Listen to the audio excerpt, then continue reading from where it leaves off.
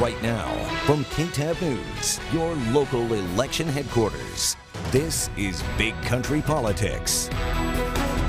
Thanks so much for being here. I'm Travis Ruiz. We start our broadcast with our eye on Taylor County. Coronavirus lockdown has had an impact on most everything we do, and that includes local governments and their budgets. Taylor County Judge Downey Bowles says the county's revenue will be about $250,000 less than expected because tax income has been cut by the lockdown. KTAB's Monica Meek is digging deeper into how the county is working to balance the budget. These are some pretty significant cuts. The Taylor County Commissioner's Court proposal of a new tax for residents. We need some revenue. I mean, that's really kind of what the bottom of the line is on all this stuff, is that we've got to get some revenue in here. Lost revenue has occurred due to COVID-19. COVID obviously has affected a lot of businesses, how they operate. We're still feeling the impact of that. The 86th Texas legislature passed Senate Bill 2, known as the Texas Property Tax Relief and Reform Act, but changes won't be seen in Taylor County until 2021. There's no additional tax revenue coming in for the first 3 months of the year. The bill reduces the amount of property tax revenue collected because officials believe Texas residents are being driven from their homes due to high taxes. March the 1st, we will see then the new tax revenue become available to us to start spending. So the cap to increase taxes is now 3.5%. If it goes higher, there will be an automatic rollback election. It really is incumbent on us to stay within 3.5% to try to get the additional tax revenue we need. The county is hoping this new change will help them out financially as costs continue to escalate in the area. Our budget this year, we had about $250,000 in revenue, increase in revenue, and we had about $4.2 million in requests. As budgets get smaller, I mean, it's going to be a tight budget. Officials try to figure out a game plan in the midst of this pandemic. We're just having to do it because we have to do it. We've got to get our budget under control. In Abilene, with coverage you can count on, Monica Meek, KTAB News. And as Monica mentioned, if commissioners are not able to reduce expenditures to make the tax rate what it needs to be, a rollback election would be automatically called. We have a lot more on this on our website. Of course, you know it by heart, bigcountryhomepage.com. All right, moving now to our eye on education. The TEA, or the Texas Education Agency, releasing its guidelines for schools to reopen come the fall. Now, those guidelines focusing on sanitation, offerings, remote learnings, masks, and class sizes. Abilene ISD Superintendent Dr. David Young says it's important to comply with the TEA, Governor Abbott's most recent executive order, and of course, President Trump's guidelines. If 100% of students want to come to school, 100% of students are going to get to come to school. And so obviously, if 100% of our students do come to school, class size is going to be normal. Now, Dr. Young says he expects students to participate in remote learning this fall if they do not feel comfortable physically going to school. All right, now to our eye on Abilene. Renovations to a longtime memorial park in downtown Abilene have brought new life to the area. KTAB's Mercedes Hernandez has a look at what's new. Help me count down. 3, 2, 1. The new water feature and sitting area for the Vera Hall Minter Memorial Park debuted Tuesday, a step toward improving downtown, which, according to Mayor Anthony Williams, has been a topic long discussed. We've had a 30-year, 40-year conversation about elevating downtown Abilene, and I think today, this event is a microcosm of what we're trying to accomplish downtown Abilene. Local agencies that worked on the project were in attendance as the water curtain fell for the very first time. But so were members of Minter's family, including her son, Bill. Time for a refresh to make it accessible to all people. This spot of downtown has come a long way, and Mayor Williams says it's just the beginning of future improvements to the heart of the city and beyond. I hope this just provides encouragement and inspiration and motivation for others to invest in our community. In Abilene, with coverage you can count on, Mercedes Hernandez, KTAB News. And of course, that park right there on Cypress Street. Still to come here on Big Country Politics, an in-depth conversation with Congressman Jodey Arrington, his take on the COVID-19 pandemic, and the latest on news regarding Dice Air Force Base. We're back in 2 minutes.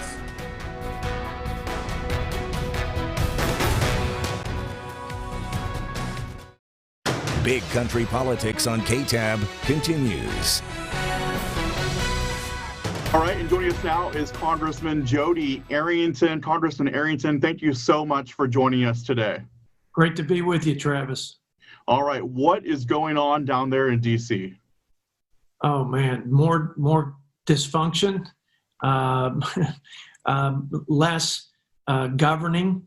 A lot of that is because we have a bunch of partisan legislation that's constantly being rammed through the House, and it disrupts the process. Here we are in a national crisis with COVID and very highly charged issues around policing and other policy matters. And we could either work together to try to identify the key issues and the core problems and solve them and move the country forward, or we can have a bunch of partisan baloney that's rammed and jammed through the House and create a sort of a shirts and skins dynamic where nothing is accomplished. So I think we're seeing a lot of that. It is an presidential election year, so I think a lot of that's creeped into our day-to-day doing the people's business. Obviously, right now, the hot topic still is COVID-19. And, here in Texas, masks are required out in public with counties of more than 20 cases. And that is the majority of the counties that you represent. What's kind of your reaction to that and how Governor Abbott has handled things? Well, I certainly think that the decisions about precautions and protocols related to public health and safety ought to be determined by the facts on the ground. That they certainly ought not to be established as a one-size-fits-all coming out of Washington, D.C. So I'm encouraged that President Trump is delegating this authority to states and local government leaders. I think the key question is, what was our goal and what are our goals? I think twofold. We want to prevent the spread so that it doesn't inundate the healthcare system. We didn't say that no one would get sick. We didn't say we could prevent anyone from dying. We said that the goal is to not inundate the health system so that you had tremendous, significant public impact. The second goal is to open up the economy, get people back into the marketplace, allow business owners to resume their livelihood so that they can, pay their mortgages and put food on the table for their families. And we know that long-term, Travis, there are going to be far greater public health and other social consequences to not opening up the economy and letting and staying in a shutdown posture is far worse than what COVID could wreak on our communities. So it's a balance of saying we know we're going to see increases, we're going to have ebbs and flows of cases.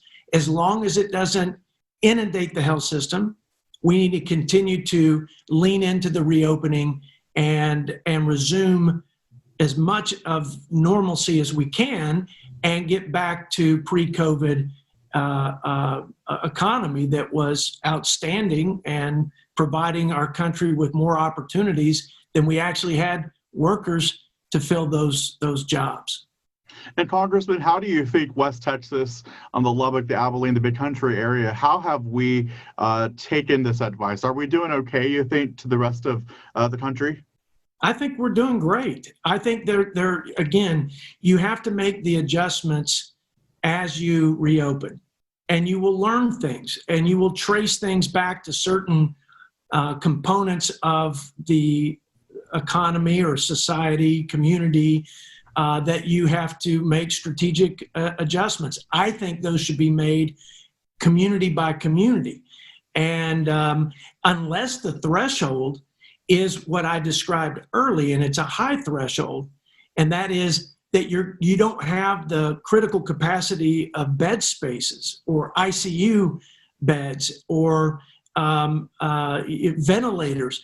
If you don't have that because the numbers are so overwhelming, that's a different story. But I don't hear that we are at a place where we are going to compromise that capacity, or that we're in an emergency situation. We're just seeing some spikes and some flashpoints, and we're seeing some specific areas that we have to manage a little more closely. But I'm a firm believer that if you give the right information and real-time information to the public, our citizens are smart enough and have enough common sense to do what they need to do to keep their families and their communities safe. And we obviously need to take extra precautions for those who have underlying health conditions or are elderly, but those vulnerable peoples. And Congressman, a lot of talk around what could be possibly a second round of stimulus payments. Kind of your thoughts on that, and where does that stand? Well, we're going to most likely have one more on the larger side, COVID-related legislation. There are billions of dollars still working their way through the system from the $3 trillion COVID legislation that we passed just a couple of months ago. So I'd like to see that money work its way to providing the temporary and targeted assistance that we intended, and then find out where the gaps are. I think the frontline workers, the healthcare providers are doing well. I think they would say that they are well resourced at this point. We had PPP and other programs for small business owners and their employees. Our goal there was not only to compensate business owners for the shutdown, but also give them the liquidity to stay open and keep their employees on the payroll and not on unemployment. Here are the big challenges and the things that I'm focused on going into that probably last major COVID-related legislation. It's removing the barriers so we can reopen with greater capacity and greater confidence, and have a greater impact on our recovery efforts. Take down we're paying people more to be on unemployment than they made in their previous job, right? So 75% in our district, people on unemployment are being paid more than they made in their previous employment. That's a disincentive to going back to work. That expires July 31st, and we have to keep that. We cannot renew that and extend that. Pelosi wanted to do it. It makes no sense. We also have to mitigate legal liability. There are a lot of plaintiffs' attorneys out there that are just looking to sue frivolously people at all levels, healthcare, all sectors of our economy, when people are just doing their best and making good faith efforts to reopen responsibly and safely. So we have to remove that barrier. Those are the things that I'm focused on. And I would say, thirdly, we have exacerbated an already terrible situation with deficit spending in our national debt. We are months away from having more debt compared to our economy than we've ever had in the history of our country, surpassing World War II. And we've got to take action to responsibly bring down the spending of this federal government and our debt to GDP. I led a letter with Republicans and Democrats, 30 on each side, and basically demanding that our leaders consider putting triggers in the next COVID legislation that will force us as Congress to do what every American family, what every individual, what every business, state and local government does, and that's spend responsibly and have responsible levels of debt, not the levels that we're seeing, which is over 100% of our entire economy.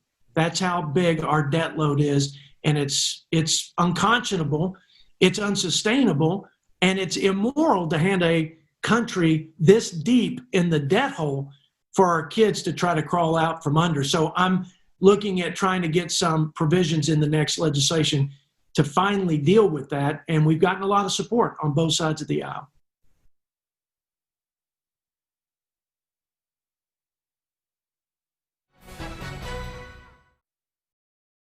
Big Country Politics on KTAB continues.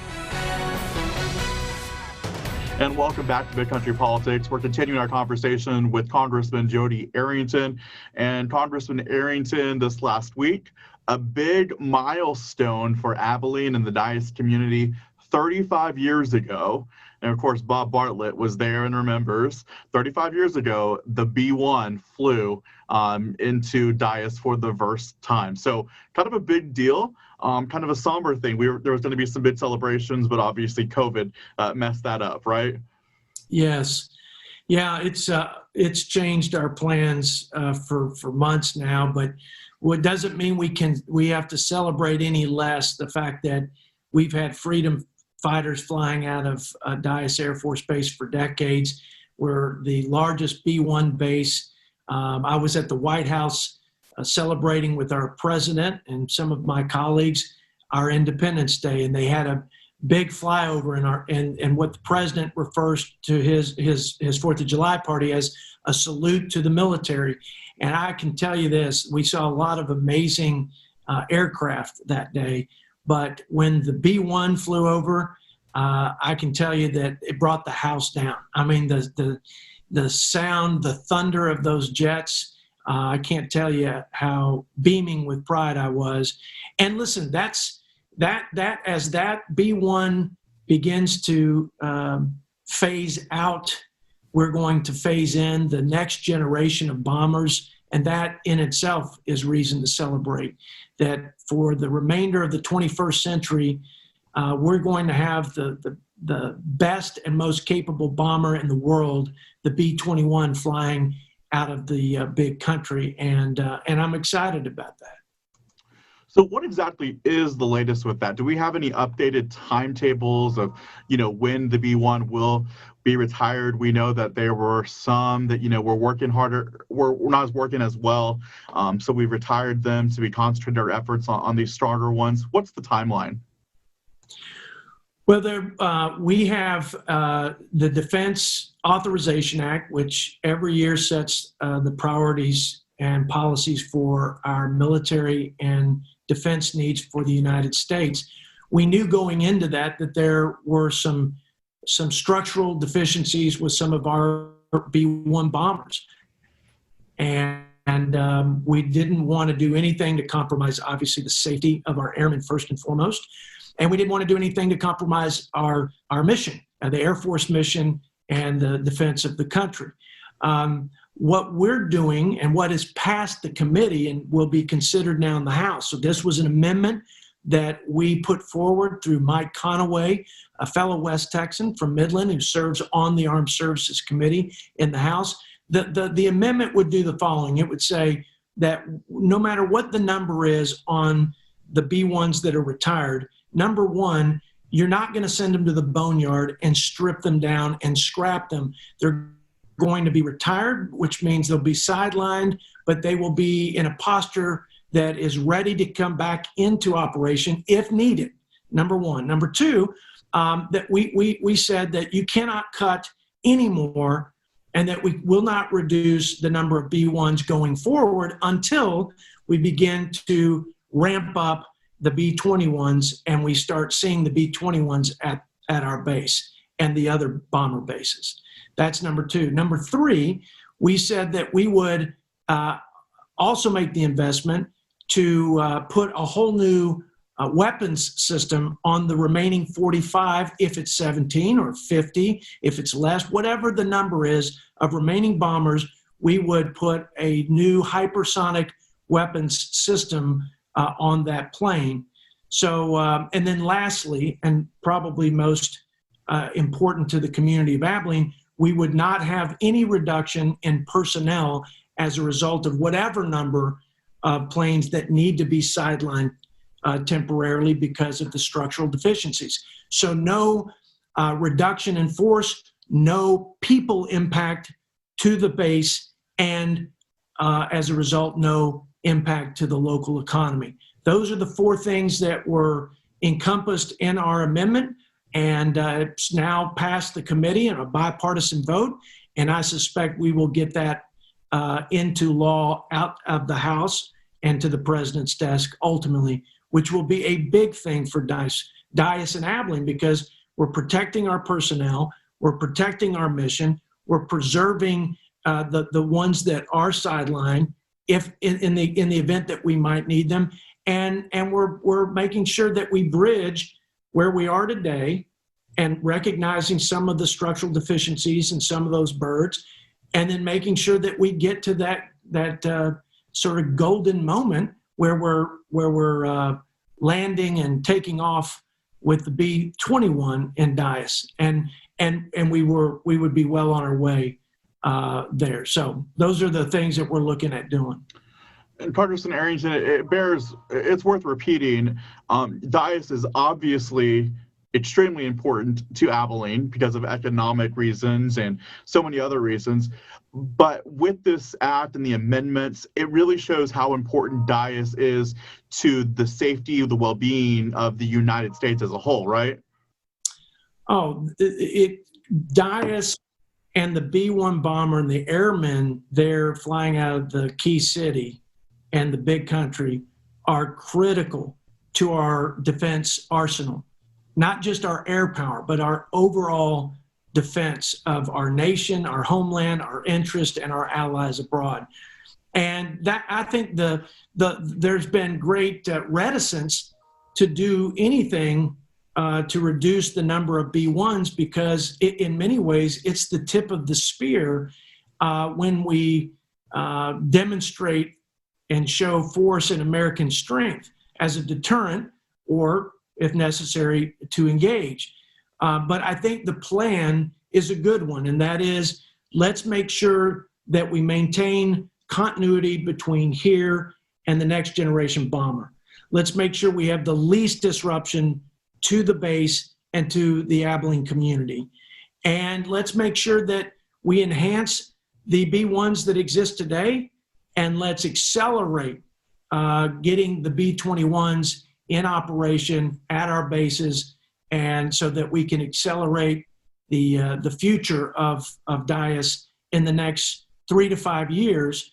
And at that point, I think you're going to have an even greater role in our nation's defense. I think we'll also even have a greater and broader impact to our regional economy. So I think we've got a great plan to go from where we are today responsibly with the airmen's safety first and foremost to when we have those B-21s taken off out of Dias Air Force Base. Well, very good. All right, Congressman Jodey Arrington, always a pleasure to catch up with you here on Big Country Politics. Thank you, Travis.